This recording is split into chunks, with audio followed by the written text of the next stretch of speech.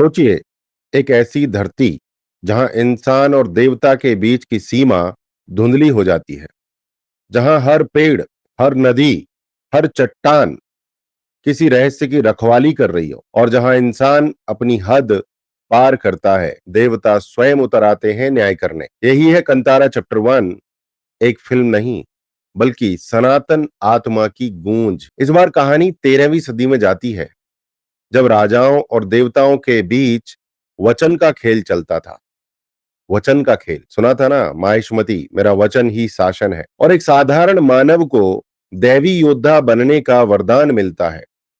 एक साधारण मानव को दैवी योद्धा बनने का वरदान। लेकिन सवाल यह है, क्या यह आशीर्वाद था या श्राप? क्योंकि जब देवता क्रोधित होते हैं, तब कंटारा में तांडव होता है। जब देवता क्रोधित होते हैं, कंटारा में तांडव होता है। 2 साल की तपस्या, 250 दिन की शूटिंग और 5 बार मौत को मात देकर ऋषभ शेट्टी ने जो बनाया है, वो एक साधारण फिल्म नहीं है, एक महाकाव्य पुनर्जन्म है। शूट के दौरान वो 5 बार मौत के करीब पहुंचे। एक बार तो खुद कहा, मैं लगभग मर गया था। पर शायद यही वजह है कि उनकी आंखों में देवता की ज्वाला दिखती है। ये फिल्म उनके शरीर से नहीं, उनकी आत्मा से निकली है।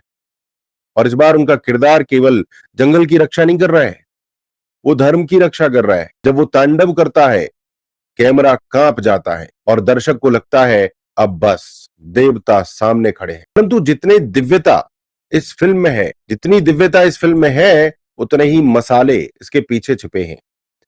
और सुनिए ध्यान से गुरुजी की बात। पहले तो शूट के दौरान एक जूनियर आर्टिस्ट की मिस्टीरियस डेथ। लोग बोले एक्सीडेंट, लेकिन कुछ लोग कहते हैं वो सीन असली लग रहा था क्योंकि वो असली था। फिर चर्चा की शूट के दौरान नाव पलट गई।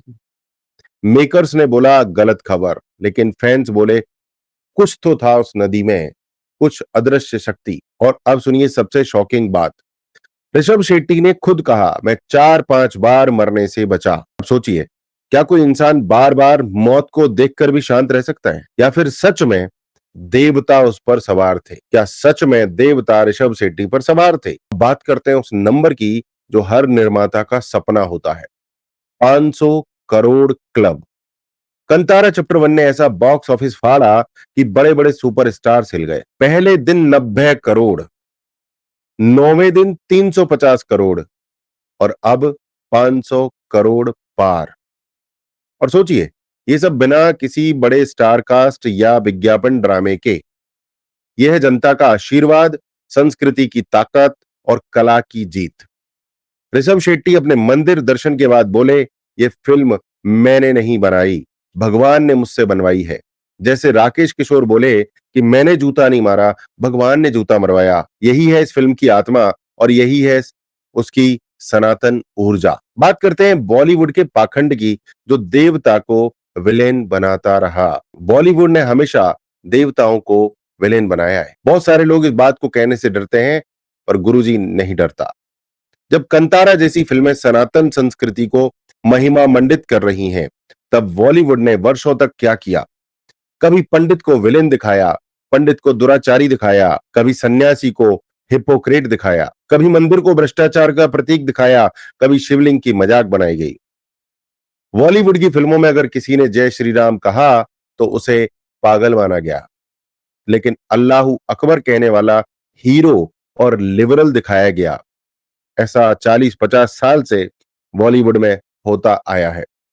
सदियों से हमारी आस्था पर हंसने वाले अब कंटारा से डर गए हैं, क्योंकि अब कला उनके हाथ में नहीं रही। अब कला फिर से सनातन आत्मा के हाथ में लौटी है। और याद रखिए, जब कला देवता की सेवा में लग जाए, जब कला देवता की सेवा में लग जाए, तो फिर वो मनोरंजन नहीं, यज्ञ बन जाता है। क्या आप भी मानते हैं कि कांतारा चैप्टर 1 एक यज्ञ है? दोस्तों, कांतारा चैप्टर 1 सिर्फ मनोरंजन नहीं है, ये याद दिलाती है कि जब धर्म डगमगाता है, चाहे वो बॉलीवुड ही क्यों ना हो, तब कोई ना कोई ऋषभ शेट्टी जैसा देवता धरती पर उतरता ही है। ये फिल्म हमारे लोक विश्वास की शक्ति है, हमारे ग्राम्य भारत की आवाज है, जो कहती है अब हम अपनी कहानी खुद लिखेंगे। चैप्टर 2 यानी कांतारा मोक्ष आने वाला है और अगर पहले भाग ने देवता को क्रोधित दिखाया, तो अगला भाग दिखाएगा देवता का निर्णय। तो तैयार रहिए, जब देवता लौटेंगे तांडव फिर होगा।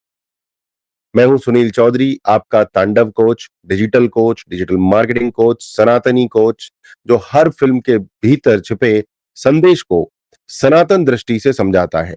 अगर आप भी इस ऊर्जा को महसूस करते हैं, तो लाइक करिए, सब्सक्राइब करिए और कमेंट करिए। देवता आएंगे या इंसान संभालेगा? जय सनातन, वंदे मातरम।